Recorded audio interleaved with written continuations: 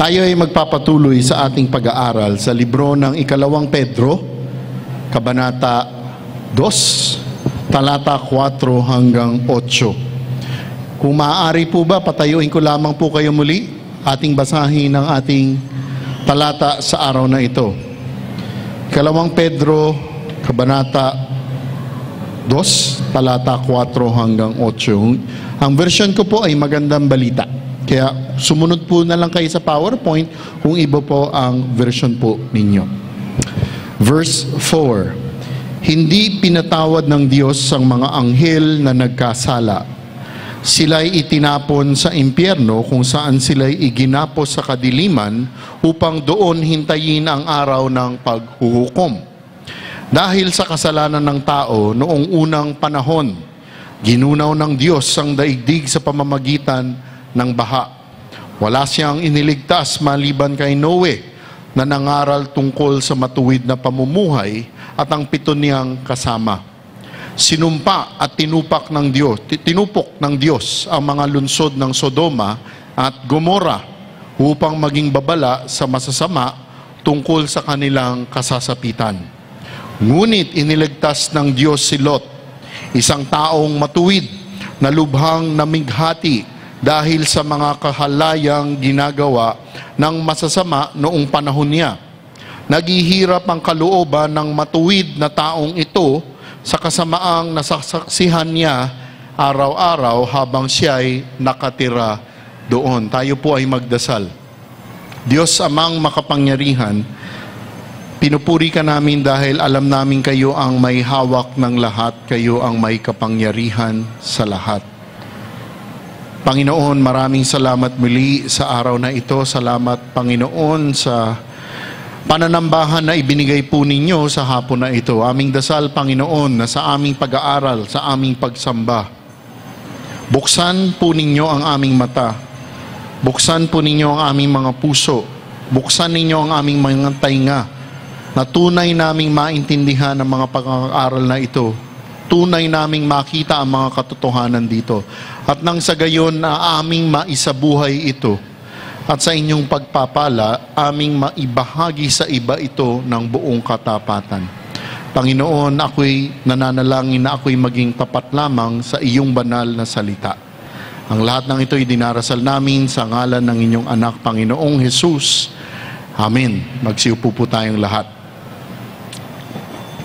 Pinamagatan natin ang pag-aaral sa hapon na ito, ang paghatol at pagpapala. Ang paghatol at pagpapala. Mga kapatid, ang Panginoong Diyos, pag pinag-aralan po ninyo ang salita ng Diyos, makikita po ninyo na ang Panginoong Diyos ay Diyos ng katotohanan. Sa Isaías 65, makikita nyo nga ang Diyos ay katotohanan. He is called the God of truth. Makikita nyo sa libro ng Awit 119 na ang sinasabi na ang buod ng kanyang salita ay katotohanan. Hindi magsasabi ng kasinungalingan ang Panginoong Diyos. Hindi po magsisinungaling ang Panginoong Diyos. Lalong-lalo na hindi po magtuturo ng kasinungalingan ang Panginoong Diyos. Makikita po ninyo yan sa libro ng Tito, Hebreo at Roma at kung saan-saan pang libro. Ngunit sa kabilang dako, ang kaaway ng Panginoong Diyos, walang iba kung hindi si Satanas at ang kanyang mga demonyo, ay punong-puno ng kasinungalingan. Sinabi nga sa libro ng Juan 8, talata 44, sinabi ng Panginoong Hesus na ang demonyo, si Satanas, ay sinungaling. Siya ang ama ng lahat ng mga sinungaling. Nakalagay nga sa libro ng Kawikaan, ang isa sa pinaka-susuklaman ng Panginoong Diyos ay kasinungalingan. Sinasabi rin sa libro ng Kawikaan, sa Kawikaan 19, na ang isang testigo na nagsasabi ng kasinungalingan ay hindi palalampasin ng Panginoong Diyos.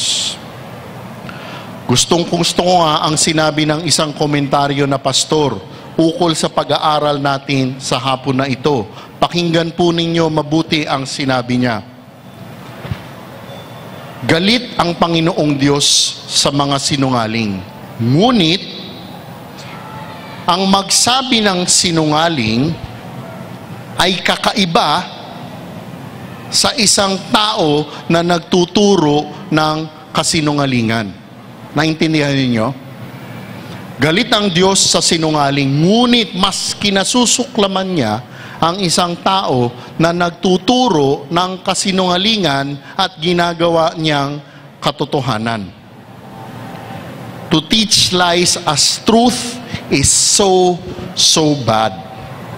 Alam po ninyo, napakaraming mga huwad na guro sa paligid po natin. Napakaraming tinatawag sa English na mga huwad na guro, mga false teacher. Napakaraming maling turo ang nasa paligid po natin. At ang matindi rito, ang mga kasinungalingan nila, ang mga kamalian na sinasabi nilang katotohanan ay ang siyang itinuturo nila. At alam po ninyo, hindi lang nakakatakot ang mga huwad na guro, ngunit mas nakakatakot pa ang mga sumusunod sa mga huwad na guro. At alam po ninyo, napakadami po ng mga ganito. At dahil galit ang Diyos sa mga ganitong mga tao, sa ganitong mga tuturo, makikita natin sa hapon na ito kung ano ang kanilang kasasapitan. Dahil ang mga huwad na guro ay alam ang katotohanan, ngunit tumalikod sa katotohanan at ang itinuturo ay pawang kamalian. Dalawang bahagi ang ating pag-aaral sa hapon na ito. Ang unang bahagi, ang kakaibang paghatol at pagliligtas. Ang ikalawang bahagi, ang nararapat na tugon mula sa mga makatuwiran na resulta ng kaligtasan. Umpisahan na ho natin sa unang bahagi, talata 4. Hindi pinatawad ng Diyos ang mga anghel na nagkasala. Sila'y itinapon sa impyerno kung saan sila'y iginapos sa kadiliman upang doon hintayin ang araw ng paghuhukom. Kung titingnan ninyo itong bahagi ng mga talata na ito, iisipin ninyo, ano kaya ang nais na mensahe na gustong ipaabot ni Apostol Pedro? Pag binasa nyo yung aral natin noong nakaraang linggo, yung talata 3 at ngayong talata 4, sa dalawang talata na yan, makikita na ninyo kaagad ang mensahe na malinaw na sinasabi ni Apostol Pedro. Nakalagay nga sa talata 4, hindi pinatawad ng Diyos ang mga anghel na nagkasala. Muli, mga kapatid, kung ang Panginoong Diyos ay naghatol nung nakaraan, gayon din ang Panginoong Diyos maghahatol sa panahon natin ngayon at sa darating na panahon. Kung hinatulan niya ang mga anghel dati, dahil sila ay tumalikod sa katotohanan, hindi magbabago ang ginawa ng Diyos noon at siya ring gagawin niya ngayon. At ano ang konteksto ng pag-aaral natin ng hapon na ito? Itinuro ni Pastor EJ itong nakaraang linggo, kanyang inumpisahan ang kabanata na ito ukol saan? Sa mga false teacher, sa mga huwad na guro. Ito po ang konteksto na ito. At sinasabi ng talata, kung hinatulan ng Panginoong Diyos ang mga anghel, hindi siya magdadalawang isip na hatulan ang mga huwad na guro sa panahon natin ngayon. Ito ang sinasabi dito ni Apostol Pedro nang isinusulat niya ang bahagi na ito. Itong unang ating pinag-aaralan, nagbigay ng pagsasalarawan si Apostol Pedro kung paano ito itinuturo sa atin ng Espiritu Santo. Sabi ko nga sa English, ang pagsasalarawan nito ay higher to lower. Sa Tagalog, taas, baba. Ano ibig sabihin ko po rito? Sino ang mga unang hinatulan ng Panginoong Diyos? Walang iba kundi ang mga anghel sa kalangitan.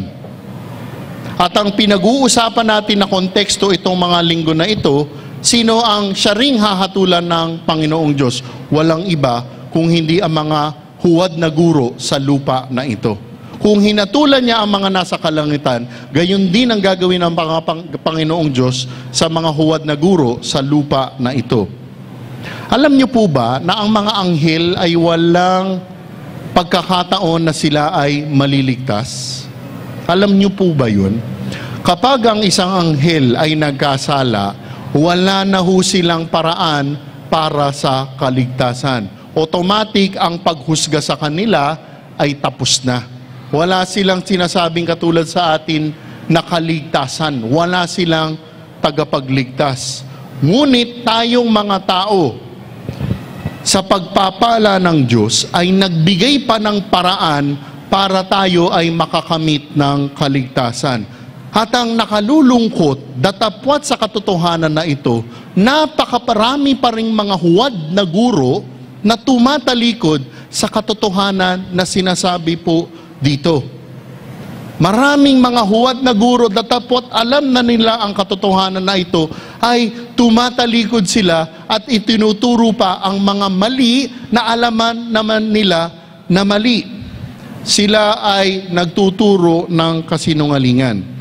Kaya nga po, sa mga tao na hindi susunod sa katotohanan ng Panginoong Diyos, ano kaya ang kahihinatnan na paghuhusga sa mga tao at mga huwad na guro na ito? Kung ang mga anghel na nagkasala ay pinarusahan, lalong-lalo na pa tayong tao na tumalikod sa katotohanan at sumunod sa kasinungalingan. Hindi pinatawad ng Diyos ang mga anghel na nagkasala. Mga anghel na nagkasala.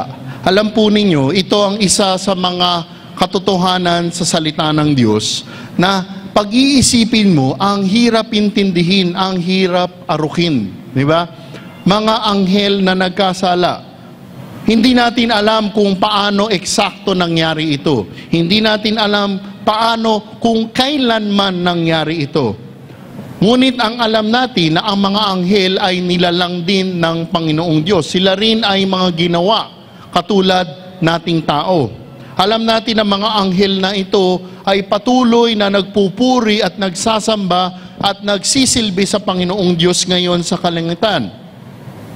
Ngunit makikita rin natin sa salita ng Diyos na ang isa sa pinakamatinding anghel na nagngangalang Lucifer ay ano ang ginawa?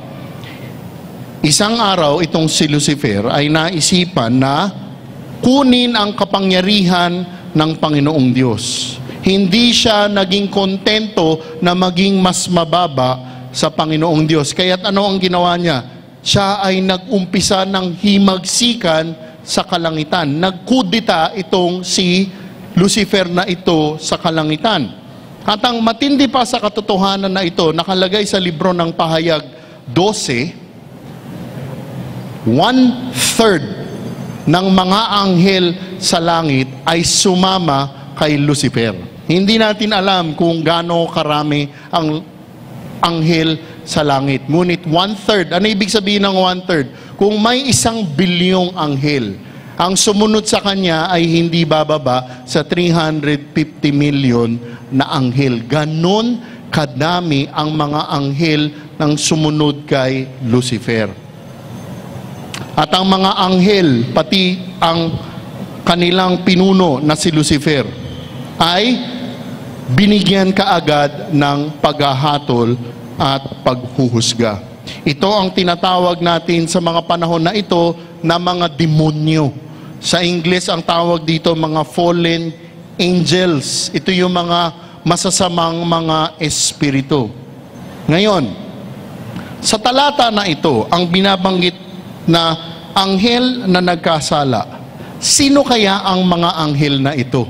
Sino kaya ang sinasabi ditong mga anghel na nagkasala? Sila kaya yung mga anghel na sinabi lamang natin, si Lucifer, at yung 1/3 ng mga anghel na to? Ito kaya ang mga anghel na to?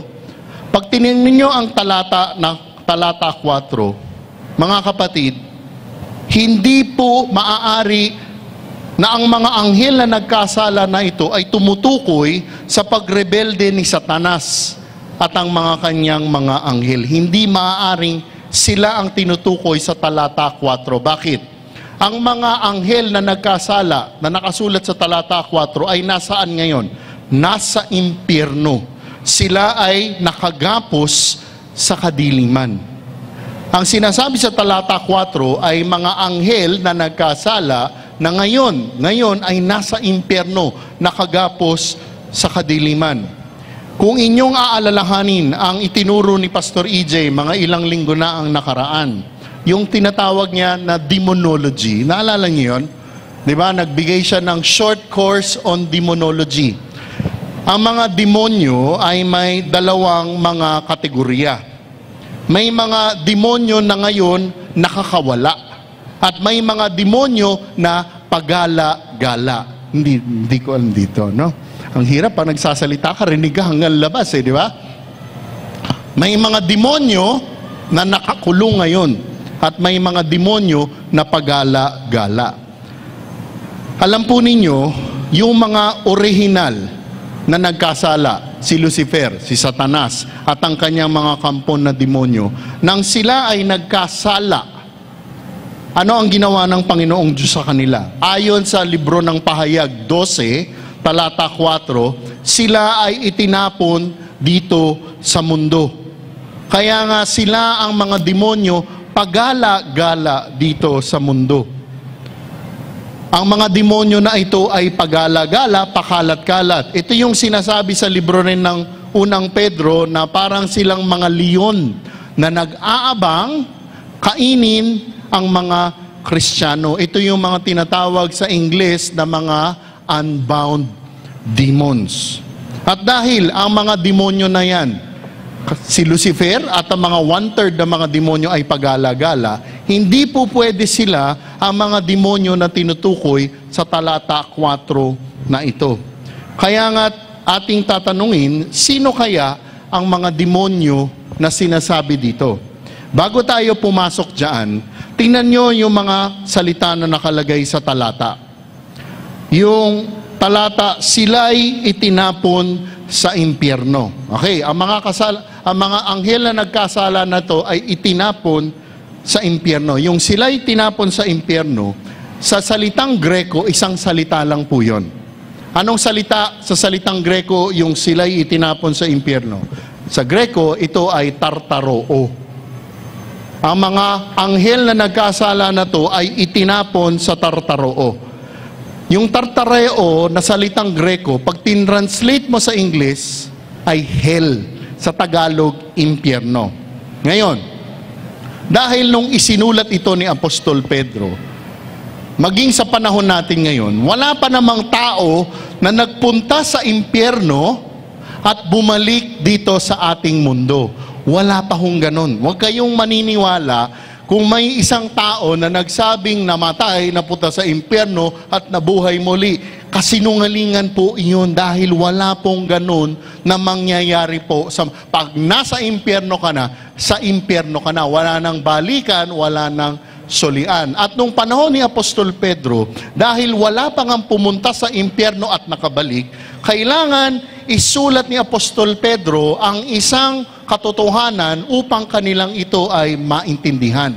Kaya't ginamit niya ang salita na tartaroo. Bakit kamo? Para sa mga Greko, pag ginamit ang salitang tartaroo, maiintindihan kagad nila ito. Ginagamit kasi nila ito sa salita nilang, sa mga kultura nilang tinatawag na Greek mythology. Para sa mga Greko, ano ba ang tartaroo? Ito ang pinakamalalim, pinakailalim ng impyerno. Ang mga mapupunta sa pinakamalalim, pinakailalim na bahagi na ito ay magkakaroon ng sobrang tinding paghihirap at kaparusahan. Para din sa mga Greko, ang mga Diyos-Diyosan nilang mga pinaparusahan dito napupunta sa tartaroo. Para sa mga impyerno, ginagamit din nila ang salitang tartaroo para sa mga anghel na nagkasala ay dito rin napupunta sa tartaroo. Kaya't nang isinulat at ginamit ito ni Apostol Pedro, ano ang katotohanang sinasabi niya rito? Ang mga anghel na nagkasalang ito na napunta sa Tartaroo ay nasa isang lugar ngayon ng kapighatian, kahirapan na sobrang tinding kaparusahan. Yun ang gusto niyang katotohanang ibinabahagi sa mga tao noon at sa mga tao ngayon. Tingnan pa ho ninyo, ano sinabi? Sila'y itinapon sa impyerno, meron ding nakasulat, sila'y iginapos sa kadiliman. Nakalagay din po ba yung English? Okay. Sila ay hindi lang itinapon sa Tartaroo, sila ay iginapos sa kadiliman. Pag ginamit yung salita na ito sa Greko, ang ibig sabihin ng mga salita na ito, sila ay, kumbaga, para sa atin ay ikinulong sa preso. At pagka sinabi nating ikinulong sa preso, ano ang kaagad na pumapasok sa isipan natin? Kung ikinulong sa preso ay walang pagkakataon makalabas. Kaya't ang mga anghel na nagkasala na ito, ay ngayon sobrang matindi ang paghihirap at parusa at hindi sila makakaalis sa lugar kung saan sila pinagdalan. Ito ang sinasabi dito ni Apostol Pedro. Ano pa ho ang sinabi? Bakit sila nandoon ngayon? Upang doon hintayin ang araw ng paghuhukom. Kung nasaan ngayon ang mga anghel na nagkasala na ito, nandun sila, pinahihirapan na, at alam ba ninyo, darating ang araw, sila ay kukunin muli sa lugar na yon at itatapon sa huling lugar na kanilang pahahantuhan. Saan ito? Ito yung sinasabi sa pahayag, libro ng pahayag 20, the lake of fire. Kasama ang mga tao na hindi tatanggap sa Panginoong Hesukristo. Ito ang sinasabi ni Apostol Pedro ukol sa mga anghel na to. Muli ang tanong, sino ba ang mga anghel na nagkasala na ito? Kung hindi ito sila Lucifer at yung mga Satanas at yung mga demonyong kasama niya, sino kaya ang mga ito? Marahil sila ay nakakulong ngayon, sila ay pinahihirapan ngayon, seryoso talaga ang mga ginawa nila. Paano natin malalaman? Buksan ninyo ang mga Biblia ninyo sa libro ng Jude, verse 2. Verse 6 pala. Jude, verse 6. Makikita natin kung sino ang mga ito. Okay, bro. Verse 6 ng libro ng Jude. Alalahanin din ninyo ang mga anghel na hindi nanatili sa kanilang dating kalagayan at kapangyarihan. Sa halip ay iniwan ang kanilang tahanan. Kaya't sila'y ginapos ng Diyos ng di mapapatid, natanikala at ibinalanggo sa pusod ng kadiliman, hanggang sa sila'y hatulan sa dakilang araw ng paghuhukom. Kung papansinin ninyo itong Jude, verse 6, at ang ikalawang Pedro, kabanata 2, pag pinagtapat mo, parang parehong-pareho ang pinag-uusapan dito. Itong nakalagay sa Jude, verse 6. Ang mga anghel na nagkasala na to, ano ang sinabi ukol sa kanila? Hindi nanatili sa kanilang dating kalagayan at kapangyarihan. Hindi sila nanatili kung dapat saan lamang sila. Ito yung mga tinatawag na mga apostate fallen angels. Ano pa sinabi? Iniwan ang kanilang tahanan. Lumabas sila sa boundary na dapat kung saan lamang sila. At dahil dito, sila'y ginapos ng Diyos ng di mapapatid na tanikala at ibinilanggo sa pusod ng kadiliman. Ano pa ho ang sinabi ukol sa mga anghel na ito? Alalahanin din ninyo na ang Sodoma at Gomora at ang karatig lungsod ay nalulong sa kahalayan at di karaniwang pagnanasa ng laman. Kaya't sila'y pinarusahan sa apoy na di namamatay bilang babala sa lahat. Ano pa ang sinabi sa mga anghel na ito? Itong mga anghel na nagkasala, sila ay katulad ng mga taga-Sodoma at Gomora. Ano ang ginawa ng mga taga-Sodoma at Gomora? nalulong sa kahalayan at di karaniwang pagnanasa ng laman.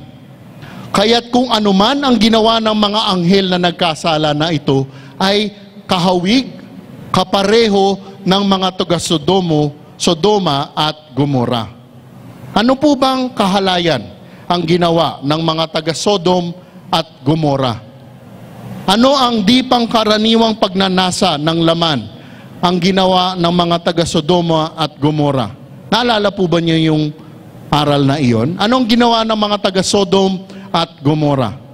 Ang mga kalalakihan ng Sodoma at Gomora ay nais magkaroon ng relasyon sa mga anghel na nagkatawang mga lalaki. Nakuha niyo po yun?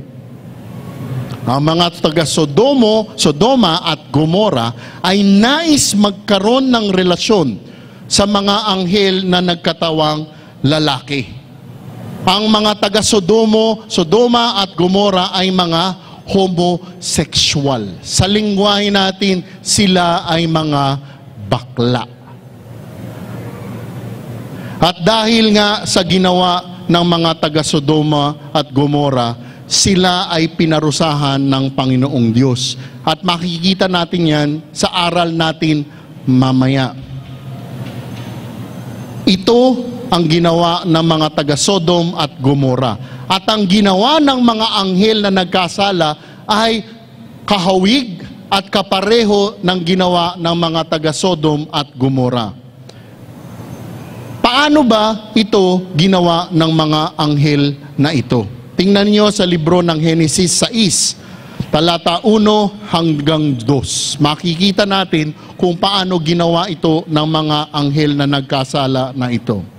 Napakarami na ng mga tao sa daigdig ng panahong iyon. Nagkaroon sila ng mga anak na babae. Nang makita ng mga anak ng Diyos na ang mga babaeng anak ng tao ay magaganda, ang mga ito'y pumili sa kanila ng kanya-kanyang asawa. Pag tinignan nyo sa talata 2, ang sinabing nang makita ng mga anak ng Diyos, sino ang tinutukoy dito ng mga anak ng Diyos? Walang iba kundi ang mga anghel. Ang talata na anak ng Diyos ay tumutukoy sa mga anghel. Makikita nyo rin ang talata niyan sa libro ng Job, na tumutukoy na ang mga anak ng Diyos ay mga anghel. Ano ang ginawa ng mga anak ng Diyos? Ang sinasabi nito, ang mga anak ng Diyos, ang mga anghel, nang makita ng mga anak ng Diyos, ang mga babaeng anak ng tao ay magaganda, ang mga ito'y pumili sa kanila ng kanya-kanyang asawa. Nakita niyo yung ginawa ng mga anghel? Ang mga demonyo na ito na nagkatawang tao ay nagkaroon din ng relasyon sa mga babaeng anak ng tao. Kaya nga't ang sinabi patungkol sa mga anghel na to, ang mga anghel ay hindi nanatili sa kanilang dating kalagayan at kapangyarihan. Sa halip ay iniwan ang kanilang tahanan. They went after strange flesh. Nagrelasyon sila at nag-anak sila sa mga babae na mga tao. Nakuha po ninyo yon? At ito ay hindi natural. At dahil po dyan, itong mga anghel na ito, na gumawa ng mga kahalayang ito ang sinutukoy sa talata 4 ng mga anghel na nagkasala, at dahil sa ginawa nila, sila ay itinapon sa impyerno at ibinalanggo sa kadiliman. Bakit natin tinitingnan ang mga detalye sa talata na ito? Ano ang katotohanang makukuha natin dito? Kung dahil hindi pinalampas at pinatawad ng Panginoong Diyos ang mga anghel na maluwalhati na ito, sila rin ay mga nilalang ng Diyos, sila ay mga special creation ng Diyos. Kung hindi pinalampas, hindi nga pinatawad ang mga anghel na ito, ano pa kaya ang gagawin ng Panginoong Diyos sa mga huwad na guro? Pinapakita dito ni Apostol Pedro kung ano ang kahihinatnan ng mga huwad na guro. Kaya nga sinabi ko din ngayon kaninang umaga sa English, kung meron man sa lugar na ito nag-iisip ng karir na maging huwad na guro, mag-isip-isip ka na. Dahil sobrang tindi ng sasapitin na parusa. Kaya nga't hindi katakataka na ibinigay ni Apostol Pedro ang detalye ng parusa na ito para bigyang babala ang mga huwad na guro, at pakinggan pa ninyo ito, bigyan ng mga babala ang mga susunod sa mga huwad na guro. Hindi pinatawad ng Diyos ang mga anghel na nagkasala, sila'y tinapon sa impyerno kung saan sila'y ginapos sa kadiliman upang doon hintayin ang araw ng paghuhukom. Dahil sa kasalanan ng tao noong unang panahon, ginunaw ng Diyos ang daigdig sa pamamagitan ng baha. Wala siyang iniligtas maliban kay Noe, na nangaral tungkol sa matuwid na pamumuhay at ang 7 niyang kasama. Pagkatapos ibigay ni Apostol Pedro ang unang pagsasalarawan, ang unang ehemplo ukol sa mga anghel, nagbigay pa ng ikalawang pagsasalarawan si Apostol Pedro sa talata 5. Mula sa mga anghel, pumunta ngayon sa mundo. Itong pangalawang pagsasalarawan na ito ay walang iba kundi ukol kay Noe. Alam niyo na naman siguro, marahil marami sa inyo ang storya ng Noah's Ark. Okay? I'm sure, marami sa inyo. From supernatural na mga anghel, bumaba ngayon, natural ukol sa mga tao. Ano ang sinabi ni Apostol Pedro? Ginunaw ng Diyos ang daigdig sa pamamagitan ng baha. If God did not spare the angels, if God did not spare yung panahon ni Noe, gaano karami ang nilunod ng Panginoong Diyos nung panahon ni Noe? Napakarami. Tama po ba? Hindi natin alam kung libo-libo o umabot man ng ilang milyon. Ngunit, ang sigurado tayo, nilunod ng Panginoong Diyos ang napakarami. At ang iniligtas niya lamang ay si Noe at ang 7 kamag-anak nito. Kung ginawa ng Panginoong Diyos na nilunod niya ang marami, ano ang magpipigil sa Panginoong Diyos na hindi parusahan at pahirapan ang ilang mga huwad na guro? Nakuha po ninyo yun? Nilunod niya nga ang buong mundo eh. Ang mga huwad na guro, hindi naman ganun karami pa yan. Datapat marami sila sa panahon natin ngayon.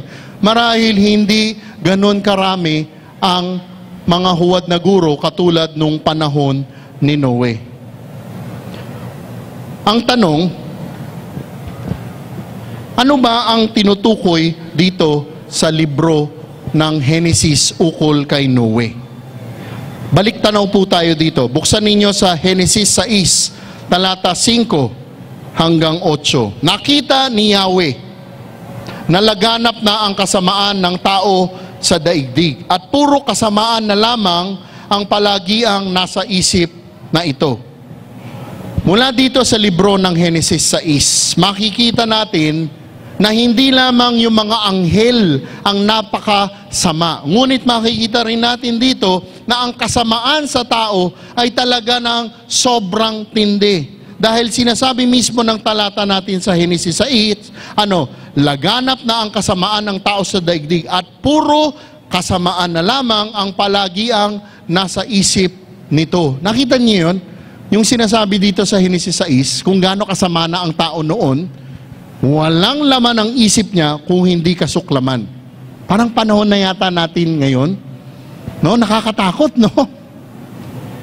At dahil puro kasamaan na lamang ang palaging nasa isip na to, ano sinabi? Sa verse 6, kaya't labis na ikinalungkot ni Yahweh na nilikha pa niya ang tao. Sinabi niya, lilipunin ko ang lahat ng taong aking nilanang, lilipulin ko rin ang lahat ng hayop at mga ibon, ikinalulungkot kong nilalang ko pa ang mga ito. Ano ang sinabi ng Panginoong Diyos? Gugunawin niya ang mundo. sisirain niya ang mundo. Lulunurin niya ang mundo dahil sa kasuklaman ng tao sa mundo. Ngunit, tingnan nyo, talata 8, ngunit si Noe ay naging kalugod-lugod kay Yahweh. God is going to destroy everything except for Noah at ang 7 kasama niya. Dahil si Noe naging kalugod-lugod kay Yahweh. Marahil nang isinusulat ito ni Apostol Pedro, ang tulak sa kanya ng Espiritu Santo, nang isinusulat niya ang bahaging ito, may mga Kristiyano noon na nag-aalala na nag-iisip na natatakot na. Saan nag-aalala? Saan natatakot? Dahil, di ba, yun na nakaraang linggo, ano ang turo? Ang mga huwad na guro ay saan manggagaling? Sa mga kasama nila. Di ba, yun ang sinasabi? Pag inisip ninyo, sabi ko nga kaninang umaga, wag naman sana mangyari. Pero may posibilidad na sa mga kasamahan natin ay mayroong huwad na guro. Hindi natin alam kung mayroon nga. Sana wala. At alam ninyo, marahil ang iisipin ng mga taong tatanggap ng sulat ni Apostol Pedro, matatakot, paano kung napakagaling ng huwad na guro na ito? At maluloko kaming mga Kristiyano. Di ba? Ngayon lang, pag nakakita ka ng isang huwad na guro sa telebisyon, pag nakita mo, wow, ang galing. Minsan yung totoong Kristiyano, amen, gaganon pa di ba? Nakakatakot yun, di ba? Pag nabasa mo ang sulat na ito, kaya malaki ang posibilidad. Kaya sinulat ito ni Apostol Pedro. Ngunit si Noe ay naging kalugod-lugod kay Yahweh. Ano ang sinasabi dito ng Espiritu Santo sa pamamagitan ni Apostol Pedro? Ito ay isang matinding prinsipyo, huwag ninyong kakalimutan. Sa English, may tinatawag na doktrina ng mga remnant. Hindi ko alam kung ano yung eksaktong remnant. Ano ba yan, brother? Doctrine of the remnant. Okay? Ano ang ibig sabihin ng doktrina ng mga remnant? Hindi pababayaan ng mga Panginoong Diyos ang tunay na sa Kanya. Kahit grabe na ang mundo na ito, mayroon pa ring mga tao, mga totoong Kristiyano na para sa Kanya. At alam ninyo, by God's grace, hindi pababayaan ng Panginoong Diyos ito. Sa pag-aaral natin dito sa libro ni Noe, ginunaw niya ang mundo, niligtas niya si Noe at ang 7. Nakuha niyo yun? Mamaya sa pag-aaral natin, makikita rin natin si Lot. Kaya kung ating makikita ang katotohanan na itinuturo dito, na nakakatakot ang mga huwad na guro na ito, huwag ho kayong mag-alala. Kung tunay kang sa Kanya, ay tiyak ililigtas Kanya. Okay? Yun ang katotohanan. Ngunit, pakinggan ninyo mabuti ito. Datapwat ililigtas niya tayo, mayroon din tayong dapat na responsibilidad. Dapat tayo mismo, binigyan na ng Panginoong Diyos ng salita ng Diyos, ay nag-aaral ng salita ng Diyos. At kapag napag-aralan na natin, ay ating tatandaan, ating susundin. Nakuha po ninyo yan. Kasi isipin niya, di ba, Christian na ako. Okay ako. Hindi ako pababayaan ni Lord. Alam ninyo, kung tunay ka ngang Kristiyano at naging ganyan ka, ano ang gagawin sa iyo ng Panginoong Diyos? Hindi ka man niya ipadadala sa impyerno, pero ikaw ay didisiplinahin ng Panginoong Diyos. Okay, siguro ang ating tatanungin, paano kaya si Noe sa talata na ito na nangaral tungkol sa matuwid na pamumuhay? Okay? Paano kaya si Noe nangaral tungkol sa matuwid na pamumuhay? Alam ninyo, gaano katagal ginawa ni Noe ang arko? Mga 100 to 120 years. Alam ninyo kung gaano kalaki yung arko? Sabi nga nila, yung arko, mga 4 nitong lugar na ito. 4 nito. Hanggang dun sa dulo, hindi yan ha. Doon, 4 nito. 4 na football field. American football field. Ganon kalaki ang arko. At kung gaano kataas, hindi ko alam. Eksakto. Bakit ko sinasabi ito? Isipin nyo na lang, si Noe, pati yung 7 kamag-anak niya, gumagawa. Ha? May mga taong darating. Tatanungin, Noe, ano ang ginagawa mo? Wala lang. Ganon kaya ang sagot ni Noe. Alam nyo, hindi po. Ba't nauubos ang boses ko? Tuwing may magtatanong sigurado kay Noe, ano ang gagawin ni Noe? Ipaliliwanag niya ang katotohanang ibinahagi sa kanya. Nakuha po ninyo yan? Kaya nga si Noe ay tunay na nangaral tungkol sa matuwid na pamumuhay sa loob ng 100 taon. Yun ang naging paraan ng pangangaral niya. Pero alam niyo, sigurado din ako na habang nangangaral siya, pwede po makahingi ng tubig. Sigurado din ako na tuwing nangangaral si Noe, mayroon ding mga huwad na sinungaling na guro. Nakuha po ninyo yan? Kung si Noe ay nangangaral ng katuwiran, mayroon ding mga huwad na guro na lumalaban kay Noe. Habang gumagawa si Noe, sasabihin niya, at ang mga huwad na guro magsasabi, hindi totoo yan. Paano magkakatotoo yan? Ano ang ulan? Salamat kuya. Alam po ninyo yun, nung panahon ni Noe, hindi pa sila nakikita ng ulan. At sinabi ni Noe, babaha. Sasabihin ng mga huwad na guro, ano ang baha? Ganon katindi ang katotohanan na nangyari kay Noe. At alam po ninyo, ang nakalulungkot, walang naniwala kay Noe. Dahil ang naligtas lamang ay si Noe at ang 7 kamag-anak niya. Pag tinignan nyo sa talata 5, makikita ninyo na ang paggunaw ng mundo na ito ay ginamit sa Greko kataklusmos. Ano ang kataklusmos? Saglit po, sabi ng misis ko, uminom ako. Susunod ako, masunurin ako eh.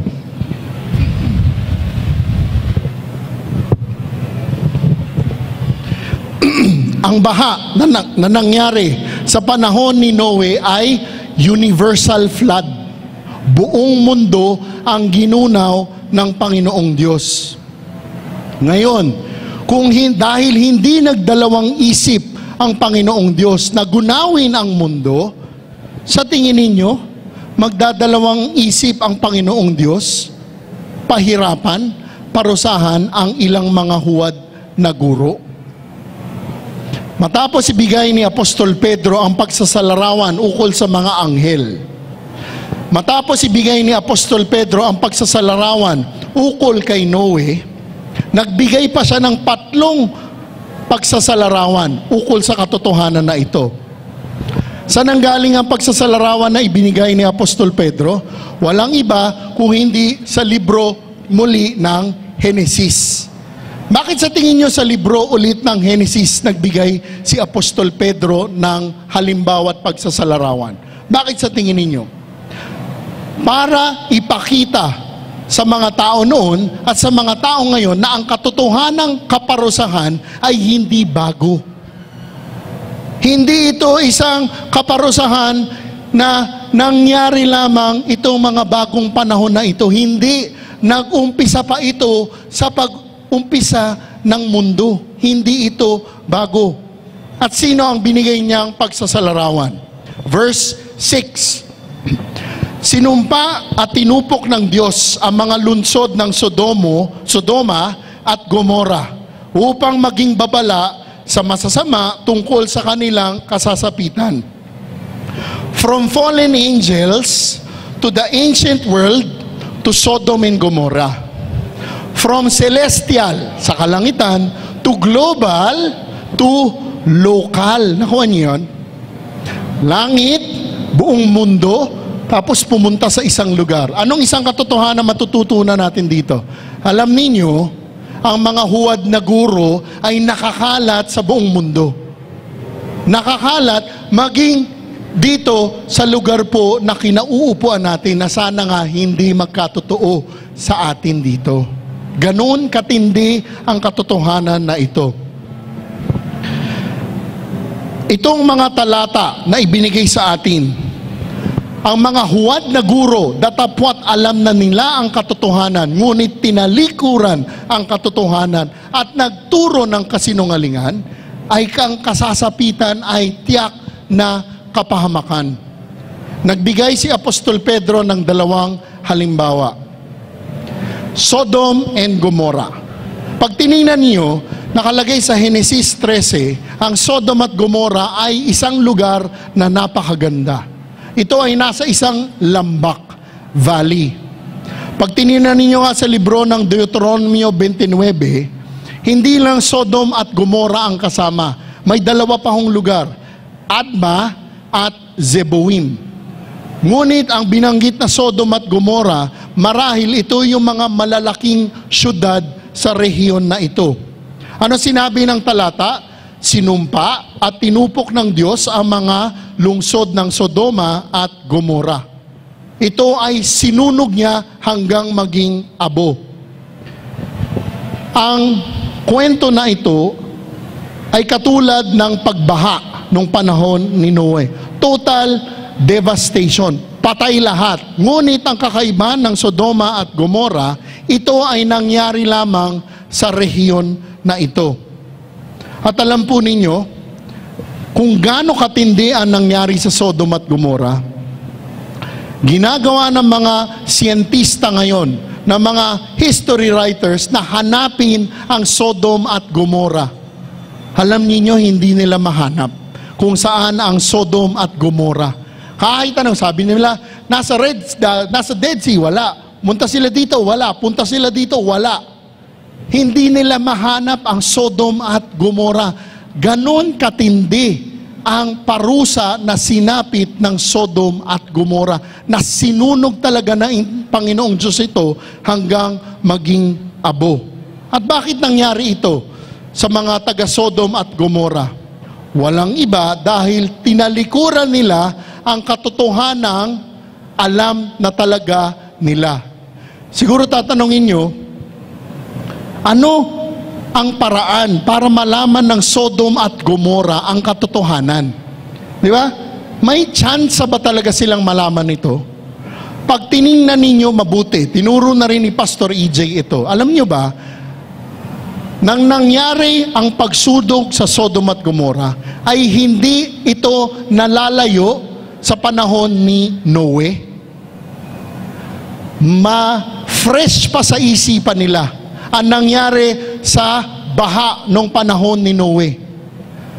Hindi pa ganun kalayo ang pangyayari na ito. Alam pa ng mga taga Sodom at Gomorrah kung ano ang nangyari sa panahon ni Noe. Alam na mga lolo nila, naabutan marahil pala ng mga lolo nila ang baha na nangyari kay Noe. Ang kwento na iyon.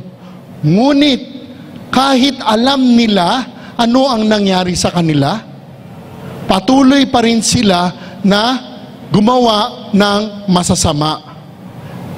At dahil nga rito, ang ginawa ng Panginoong Diyos ay sinunog ang Sodom at Gomorrah. Bakit?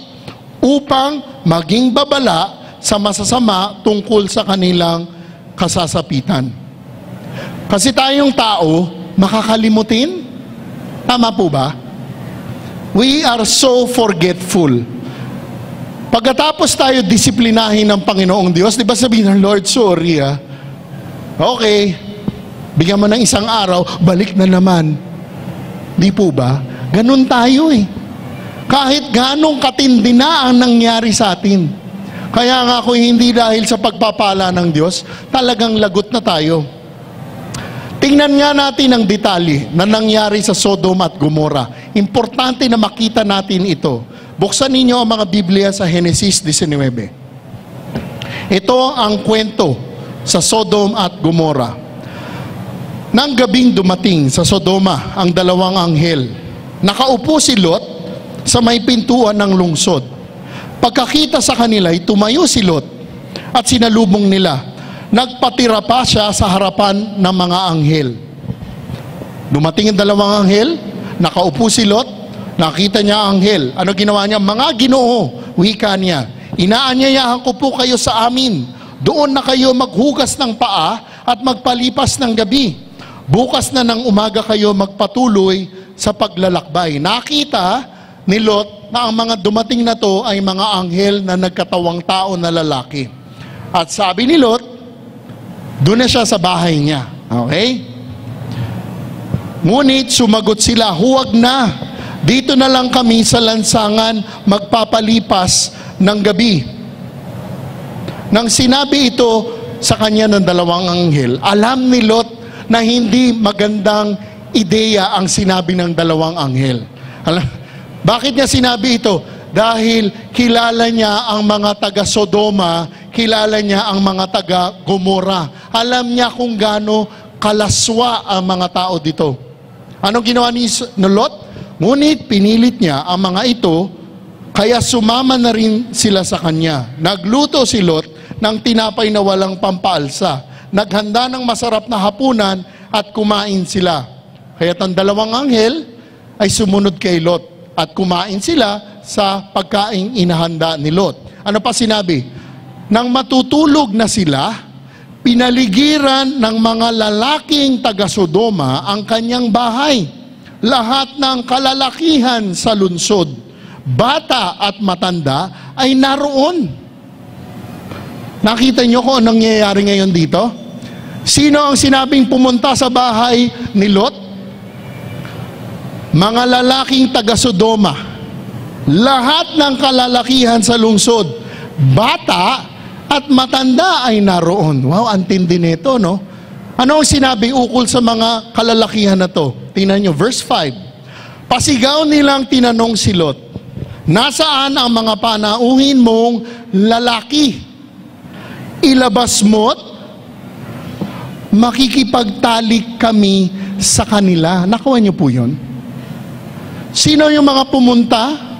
Mga lalaki ng Sodoma. Lahat niya ng lalaki, bata at matanda. At tingnan niyo yung sinabi nila, nasaan ang mga panauhin mong lalaki? Ilabas mo't makikipagtalik kami sa kanila.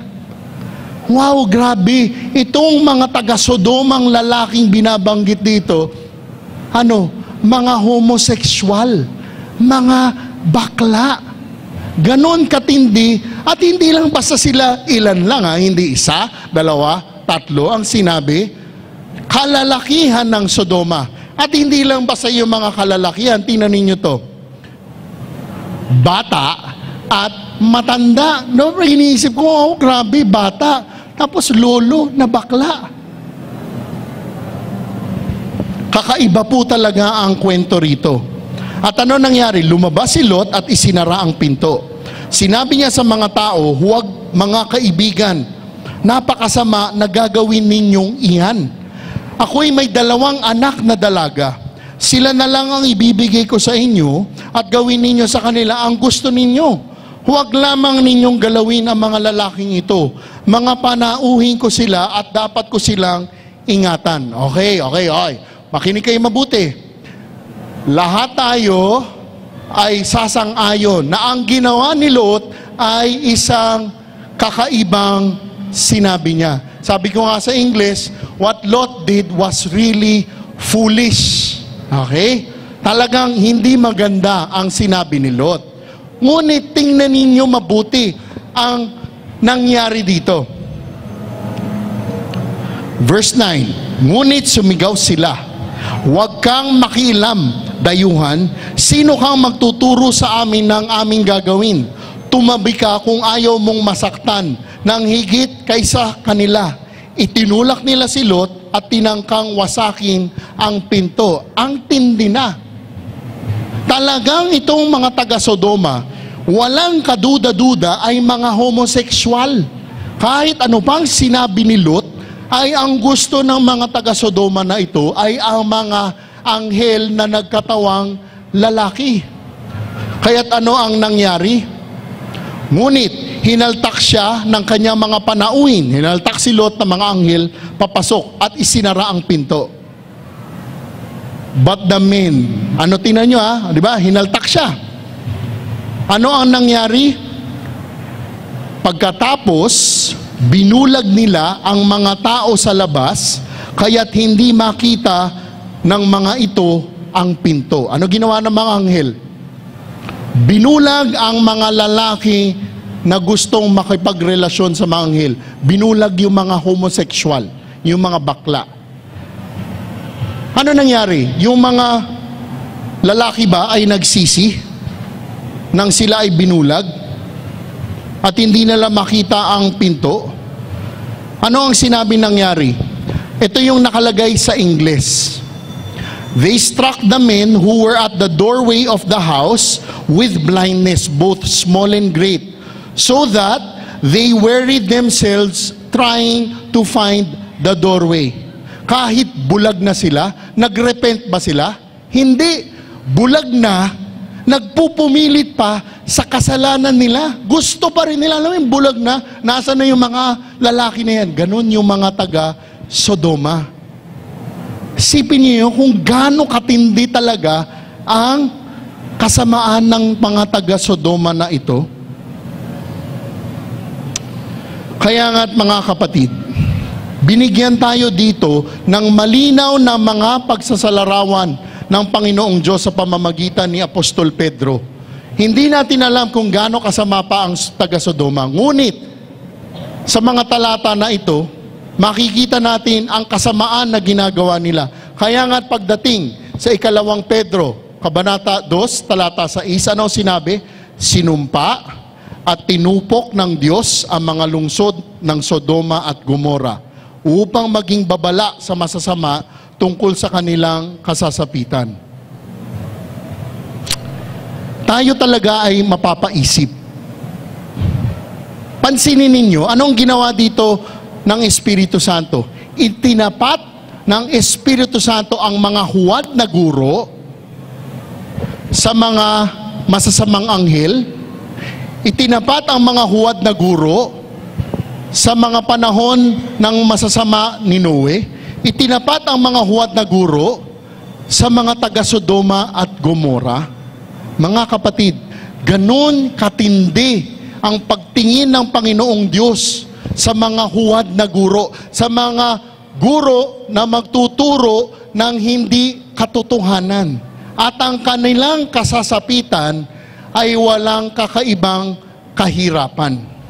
Kaya nga't bago tayo magpatuloy, maari ko lamang po ba kayong tanungin, ngayon na alam na natin na nakakatakot ang sasapitin ng mga huwad na guro at sa mga taong susunod sa kanilang mga maling turo, ano sa tingin ninyo ang nararapat na gagawin natin?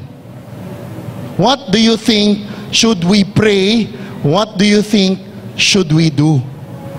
Alalahanin niyo yung nakaraang linggo Ang mga huwad na guro na ito ay sana namang hindi mangyari, maaaring manggaling isa sa mga taga rito. Ano sa tingin nyo ang nararapat na ipagdasal natin? Ano ang nararapat na gagawin natin? Kaya nga pag nag-aaral talaga tayo, talata, paliwanag. Talata, paliwanag. May mga iba magsasabi, alam mo, sumasakit ang ulo ko pag ganyan ang pag-aaral natin. Alam ninyo, kasi importante na ang bawat talata ay ating maintindihan. At pag ating naintindihan, ating masundan. Kaya nga't ano sa tingin nyo ang nararapat na gagawin natin? Ano sa tingin nyo ang maaaring maipagdarasal natin at magagawa natin, pakinggan ninyo, upang tayo ay hindi maging mga aksidenteng huwad na guro? Naintindihan niyo yung tanong na yun? What can we pray? What can we do para tayo hindi maging mga aksidenteng huwad na guro? Alam niyo yung accidental false teacher? Paano nagkakaroon ng mga aksidenteng huwad na guro? Kung hindi natin alam ang salita ng Diyos at itinuro natin ng mali ang salita ng Diyos, alam niyo ang tawag sa atin, accidental false teacher. Kung hindi man mawawala nga ang kaligtasan mo, ngunit totoong Kristiyano ka, ano ang sasapitin mo? Matinding disiplina. Kaya nga hindi biro-biro ang pinag-aaralan natin itong hapon na ito.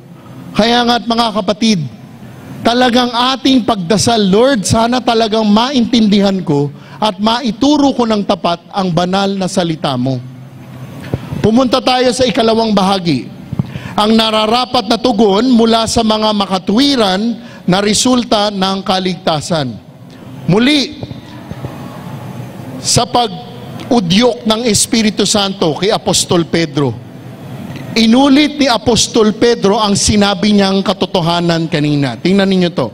Ngunit iniligtas ng Diyos si Lot, isang taong matuwid, na lubhang namighati dahil sa mga kahalayang ginagawa ng masasama noong panahon niya. Naghihirap ang kalooban ng matuwid ng taong ito sa kasamaang nasasaksihan niya araw-araw habang siya'y nakatira doon. Sa parehong pagsasalarawan, panahon ni Noe, panahon ng Sodom at Gomorrah, inubos ng Panginoong Diyos ang mga tao na yon. Ngunit mayroong naiwan. Si Noe at ang 7 at si Lot at ang ibang kasama din nito. Yung sinabi natin kanina, doctrine of the remnant. Mga kapatid, kung tunay kang Kristiyano, hindi ka pababayaan ng Panginoong Diyos. In every instance, dito sa pag-aaral natin ngayong hapon na ito, palaging niligtas ng Panginoong Diyos ang tunay na Kanya. Pag tinignan nyo nga ang mga salita na ito, sa English, righteous Lot. Nakikita nyo, righteous Lot. Sa Tagalog, ang sinabi, iniligtas ng Diyos ang isang taong matuwid. Siguro sasabihin nyo, Brother Rico, paano naging matuwid si Lot? Paano siya naging righteous? Ang tindi ng mga ginawa niya. Alam po ninyo, ang sagot ay nasa mga talata. Bakit kamo? Ano ang sugot? Dahil sinabi ng Panginoong Diyos na si Lot ay matuwid, siya ay matuwid. Period. Nakuha niyo po yun? Because God said that Lot is righteous, he is righteous. At pag pinansin ninyo, ilang beses sinabi ng salita ng Diyos na si Lot ay matuwid. Sa English, 3 yan. Okay? Sa English, 3 yan. Sa salita natin na makikita ninyo, 2. Sa English, 3 beses sinabi si Lot ay righteous, siya ay matuwid. Pag tiningnan ninyo sa verse 7 at 8, Lot is called righteous 3 times. Righteous Lot, righteous man, felt his righteous soul tormented. Dahil sinabi ng Diyos 3 beses si Lot ay matuwid, siya ay matuwid. Kasi isipin natin, kung 1 beses lang sinabi yan, baka isipin na siguro maling translation lang yan mula sa Greco to English, hindi talaga righteous ang ibig sabihin. Hindi ho. Hindi 1 beses sinabi, 3 beses sinabi na si Lot ay righteous, siya ay matuwid. At sinabi mismo ng talata natin kung ano ang tunay na nasa puso ni Lot. Tingnan ninyo, verse 7. Ngunit iniligtas ng Diyos si Lot, isang taong matuwid, na lubhang namighati dahil sa kanya, sa mga kahalayang ginagawa ng masasama nung panahon niya. Why was Lot righteous? Ano ang makikita niyo sa talata 7? Siya ay matuwid dahil lubhang namighati dahil sa mga kahalayang ginagawa ng masasama nung panahon niya. Ano ang sinabi? Bakit si Lot ay matuwid? He hated what? He hated sin. Ayaw niya ng kasalanan. Ang kasalanan ay kasalanan. Para kay Lot. Datapwat siguro siya ay may kahinaan ng ginawa niya. Sinabi niya yun sa mga anak niya. Datapwat siya ay may kahinaan ng dapat ang pumili ng lugar ay mauuna si Abraham bago sa kanya. Datapwat siya ay may kahinaan dahil siya ay naiwan sa Sodom at nagtira pa siya doon. Alam ninyo, si Lot ay matuwid dahil sinasabi mismo ng talata, matuwid na taong ito sa kasamaang nasasaksihan niya araw-araw habang siya ay nakatira doon. Nakikita niyo yung katotohanan dito, mga kapatid. Ano sinasabi ukol kay Lot? Kay Lot, ang kasalanan ay kasalanan. Sin is sin. Datapwat yung paligid niya ay puro kalaswaan, puro kahalayan. Para kay Lot, yung puso niya ay naghihirap, nagpipighati. Hindi siya nakibagay doon sa lugar niya. Kaya nga, ano ang matinding katotohanan na masasabi natin dito? Kung sinasabi mong tunay kang isang Kristiyano, ang kasalanan ba sa iyo ay kasalanan? O binabago mo, okay lang yung kasalanan na yan. Total, okay ka rin naman eh. Nakuha niyo po yun, mga kapatid. Makikita natin na si Lot ay lubhang namighati dahil sa kahalayang ginagawa ng masasama nung panahon niya. Datapwat yung paligid niya, puro kasamaan na ang ginagawa. Si Lot ay sinasabing mabigat ang loob niya. Sa English nga nito, sa Greko, pag tiningnan nyo, si Lot pagod na ang puso niya dahil sa kasamaan na nasa paligid niya. Ganito dapat ang puso ng isang tunay na Kristiyano. Ang nakalulungkot, minsan ang mga Kristiyano pa ang nagsasabi, okay lang yung kasalanan na yan. Okay lang yan. Pabayaan mo na. Nakuha ninyo yun, mga kapatid? Muli, naghihirap ang kalooban ng matuwid na taong ito sa kasamaang nasasakyan niya araw-araw habang siya ay nakaturo doon. Katulad ni Noe at ng pamilya niya. Si Lot nakatira sa paligid na puro kasamaan. Ngunit si Lot, hindi nasakop ang puso niya ng kasamaan ng kultura niya. Alam niyo, hindi ako magtataka na si Lot sa lugar niya ay isang naging matinding ilaw sa paligid niya. Lot became the light in that region of Sodom and Gomorrah. Kaya nga talaga yung mga taga Sodoma at Gomorrah, wala silang excuse eh. Una, alam pa nila yung nangyari sa panahon ni Noe. Ikalawa, nandun si Lot na magpapaalala sa kanila. Ikatlo, ano yung ikatlo nila? Dumating yung dalawang anghel. Wala man lang nagtanong sa anghel, bakit kayo nandirito? Ang gusto ng mga taga Sodoma at Gomorrah ay makipagrelasyon sa mga anghel. Kaya nga talagang tinupok ng Panginoong Diyos ang mga taga Sodoma at Gomorrah.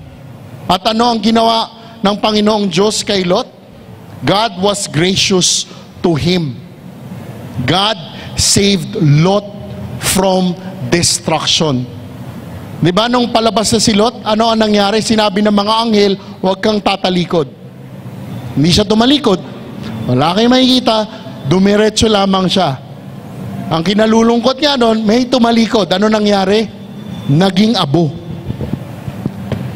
Ano ang katotohanang matututunan natin sa ikalawang bahagi na ito? Datapwat, napakasama ng paligid natin. Datapwat, napakatindi ng kahalayan ng mga naririnig natin. Dakit na, grabe na ang kasamaan na ipinakikita sa atin. Alam ninyo, mga kapatid, hindi dapat tayo magkokompromiso. Hindi dapat tayo makikisunod sa mundo. Sana tayo ay maging ilaw sa lugar natin. Kasi alam niyo, baka by God's grace, Kung totoong Kristiyano ka, ikaw na lamang ang ilaw sa lugar mo. Ang matindi, minsan yung mga Kristiyano pa ang nauuna. Minsan yung Kristiyano pa ang nagsasabi na okay lang yan, masama na yan. Pabayaan na natin yan. Imbis na ganon ang magiging pag-iisip natin. Ating ipagdasal. Paano natin kaya mabibigyan ng papuri ang Panginoong Diyos? Paano kaya natin malululwalhati ang Panginoong Diyos sa mga sinasabi natin at sa mga ginagawa po natin? Tayo ay magdasal. Diyos amang makapangyarihan, pinupuri ka namin dahil tunay kayo ay tapat. Panginoon, pinupuri namin kayo dahil kayo ang may hawak ng lahat, kayo ang may kapangyarihan sa lahat. Salamat Panginoon sa hapon na ito. Salamat Panginoon sa mga katotohanang itinuturo po ninyo dito. Datapwat napakahirap po nito. Datapwat napakabigat po nito. Kami ay nagpapasalamat sa matitinding katotohanan dito. Panginoon, aming unang idinarasal ang kapayapaan sa darating na eleksyon. Panginoon, aming idinarasal ang pag-iingat ninyo sa lahat ng Pilipino. Aming ding idinarasal, Panginoon, na sa lahat ng aming gagawin, sa lahat ng aming sasabihin, aming alalahanin na kayo ay mabigyang puri, kayo ay mabigyang kaluwalhatian. Dahil alam namin, Panginoon, na ito ang nararapat sa mga taong niligtas mo. Dahil ang katuwiran mo ang binigay mo sa mga Kristiyano. Kaya't Panginoon, aming idinarasal sa nalalabi sa araw na ito. Aming idinarasal na kami ay tulungan ninyo, kami ay gabayan ninyo, at kami ay pag-ingatan po ninyo. Ang lahat ng ito ay dinarasal namin sa ngalan ng inyong anak, Panginoong Jesus. Amen.